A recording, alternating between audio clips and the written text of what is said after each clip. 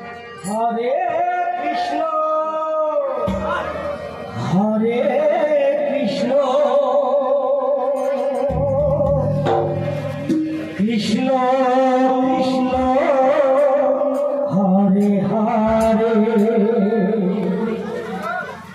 हरे राम हरे राम राम राम हरे हरे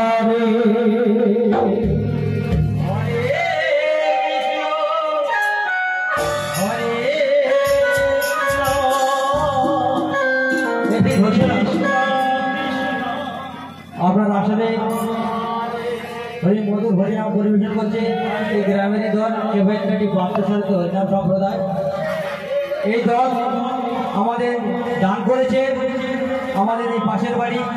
আমার দাদা সম্প্রদায় ধনঞ্জয় মণ্ডল এবং শ্রীকৃষ্ণ মণ্ডল। তাদের উদ্দেশ্যে একবার জয় জয় হয়ে যাক, জয় জয় শ্রী জয়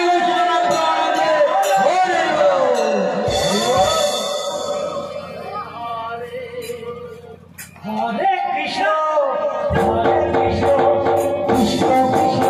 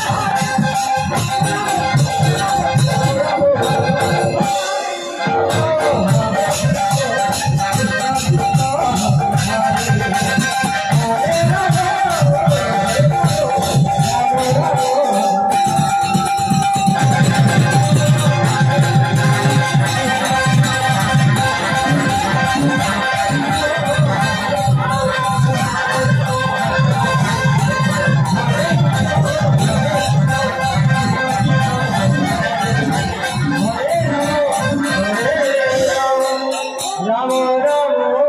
हरि हरि